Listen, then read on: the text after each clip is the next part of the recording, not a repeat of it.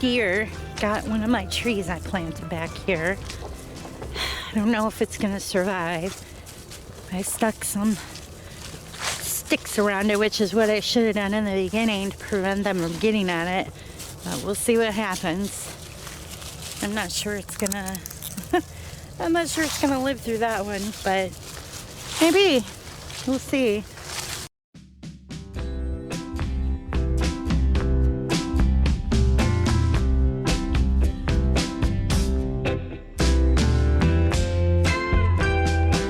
It is super mild for January. Where's my posse? You guys coming? Oliver, come on right now. Oliver, come. Are you hot on the trail of a bunny? Oh, here comes the other kitty. Come on. There's bunnies back here too. Did you guys find?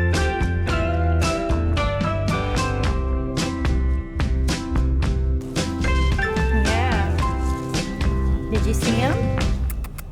Hey. Did you see him? Looking for bunnies? Or do you smell the fox? Because the fox comes back with you, huh? Alright, here we go. Come on, Oliver. Alright, my camera lens is probably going to freeze up. Come on, Ollie. You're VIP. You're allowed in. All right. Oh, yay. And there's the fishies. All right, Ollie, you go sit on the straw and keep your feet nice and dry over there. Good boy. And over here, before I went in last night, I mixed up, well, I added water to my, love this stuff, coconut coir. Looks really good. I'm actually going to pull some out and let it dry a bit so I can start some seeds, hopefully tonight or tomorrow. That's how easy it was. Look how much is in that one pack, and actually I could probably add a little bit more water to it for it to expand even more, but this is going to be perfect. So I'm going to pull that out. Hey guys, it's me, Bren, and I'm out in the dome today. I'm hoping to do a couple of videos for you guys, at least every week, to show you what I've got going on in here.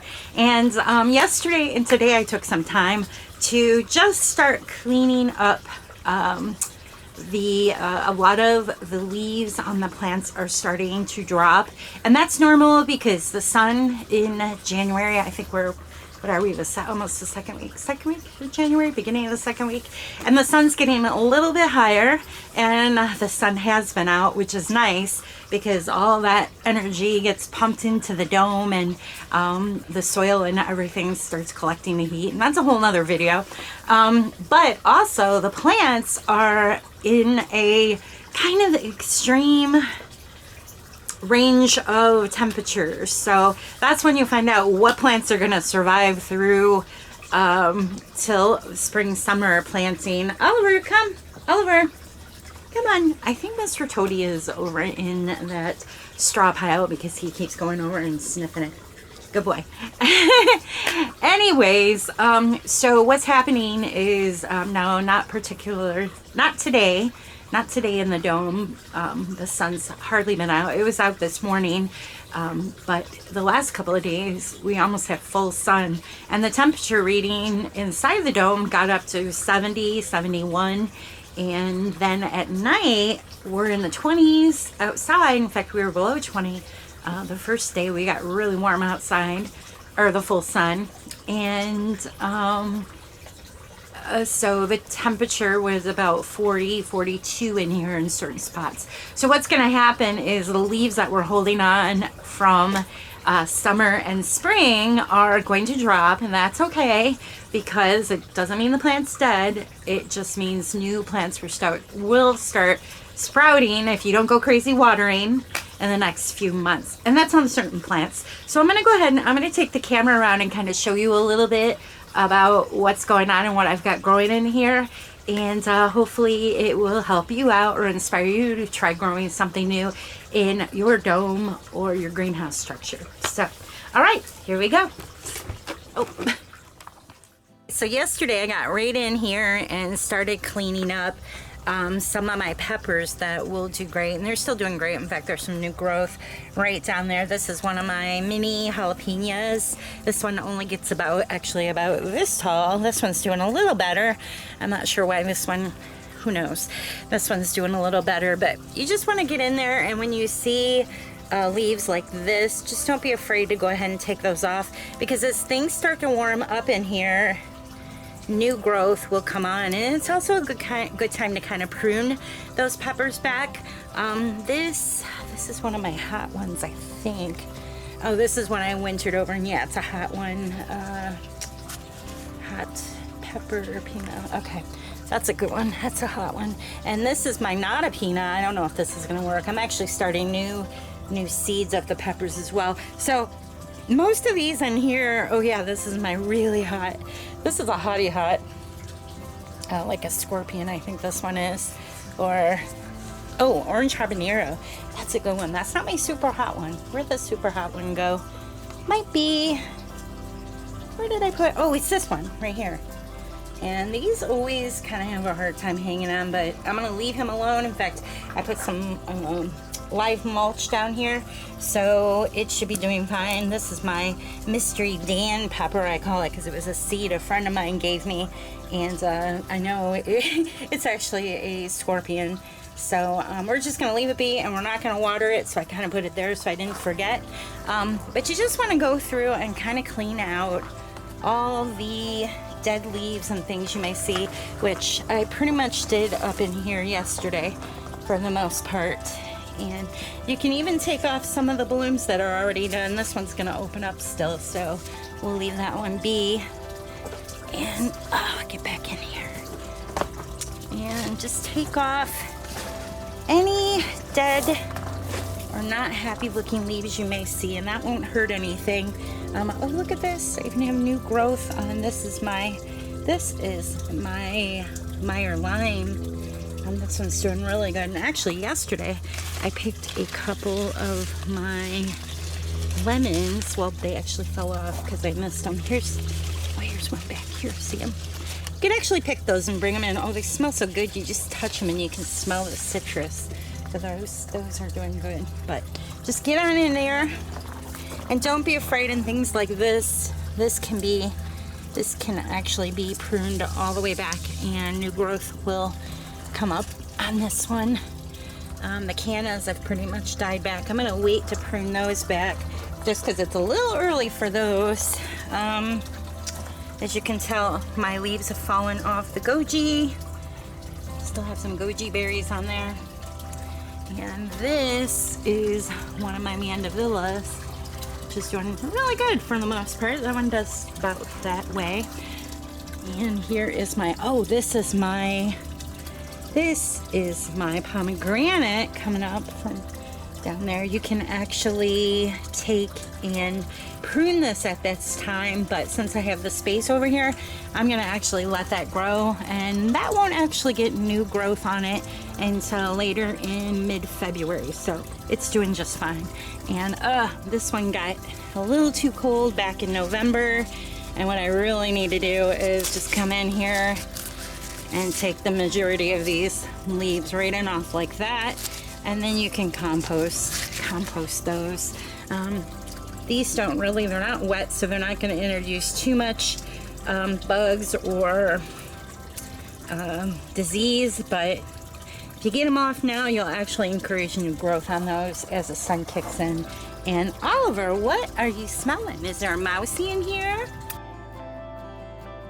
Is there a mouse? What do you smell? What do you smell? You're smelling something. There's a snake that lives in here, and there is Mr. Toady. So maybe he smells that, I'm not sure. All right. Buddy, you can come in. I always smell something. You look for a mouse? Tell him about the mouse. Oh, Buddy just wants to take a nap.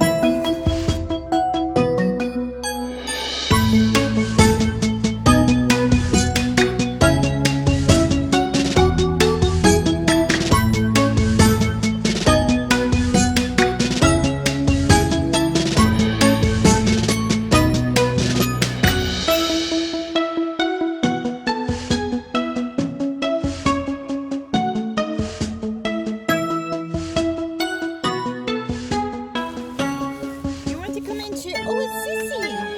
Hey, Sissy. We want you out. You want to come out here?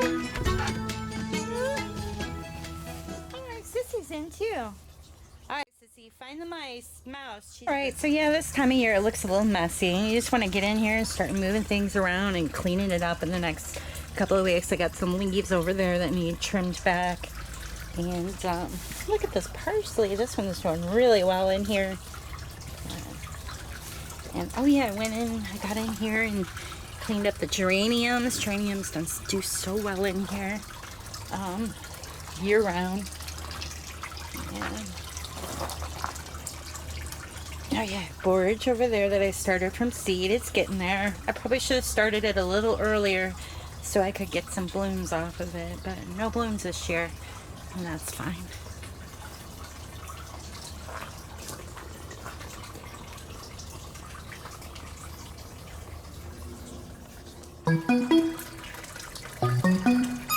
Did you find the mouse yet?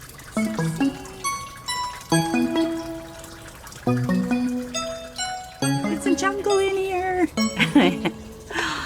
One of my favorite plants or trees in my dome is this tea tree. This tea tree is huge. Look how big it is. It goes all the way up the whole side of the dome, and it's planted directly in the ground in the dome, so that way it can survive here in Northwest Ohio.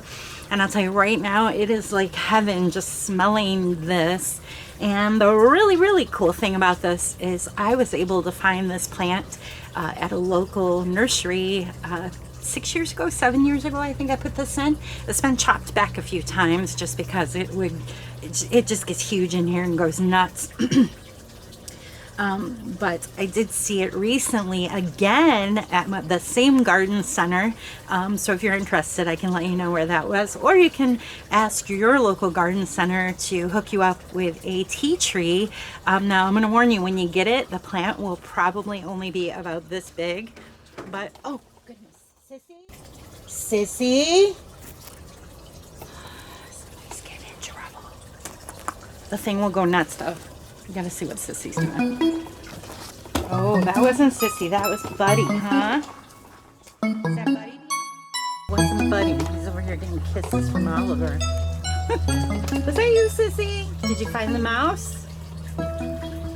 Basically grab it. Okay, so what you want to do is basically grab a bucket you can use for composting. If it's too snowy outside, that's okay. You can keep your compost pile and your bucket in the dome structure because it actually will collect heat as well, because any little bit of mass, I really do believe, helps with that whole passive heat thing. So this mandevilla up there, this is my white mandevilla that I don't always find locally, so I was trying to winter these over again. And I'm going to leave them there. They are starting to drop yellow leaves, and that's fine. I'm going to leave that be for a bit because it's not wet. And I'll probably end up cleaning those leaves out more into February when the sun's a little more higher. And I know the sun will be out a little more in mid-February in my neck of the woods. So we're going to leave that. And I know I haven't lost it, so we're going to leave that leaves. But you do want to get in, and like some of my basil is starting to get a little weepy here, just a little. It got cold the other night, so you can harvest that. And actually, you could still use that. These are just more of an experiment, and I'm really happy with how long this basil survived in the cool temperature. And I've got the name of the seed I can share with you. I'll probably blog about it, definitely. But I've got parsley in here. In fact, I need to harvest some of this parsley for a recipe. I'm making meatloaf, and it's yummy. Here's another parsley, and there it is. Now this one is kind of interesting. This is my miniature variety of the pomegranate, and it seems to hold on leaves longer than my large one. I'm not sure what that's all about, but it's holding on there, and it will have new growth, like I said, in the next month or so. So we just kind of leave it be, don't water it, we'll be fine.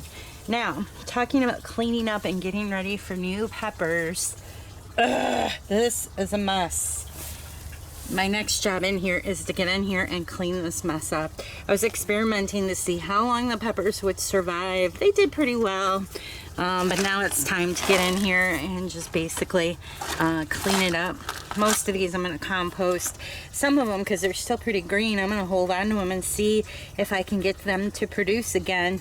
But this is definitely going to be cleaned up real soon here, so we can get going on some new varieties and whatnot. Now, I always get the algae in here, but come spring and summer when I can use the hose more in here and it's warmer in here, it's so easy to clean these off. I just use vinegar and water mixture and it usually comes right off. A little bit of scrubbing on that, easy, comes right off. But yeah, I haven't figured that one out yet, how to prevent, if at all, getting the algae like that. So there it is, thing. And just go through as time allows and get rid of all those dead and yucky looking leaves so the new ones can be encouraged to sprout. And that's pretty much what I do in here this time of year. I am also going to be starting, and I'll show more about that in my next video, I will be starting some new perennial seeds in the dome because it's cooler in here, and a lot of the perennials that I grow from seed, like hollyhock and rutabaga and what else do I have? Those are my favorites. I can't think right now. Anyhow, I'll tell you on the next video because I have a whole pile of seeds to start in the dome here, and I'm going to show you how I do that this time of year in January in Ohio. So I hope you'll join me then. Thank you so much for checking out this video today. You can find this and other creative living ideas on my website at brenhaas.com. I hope to see you there.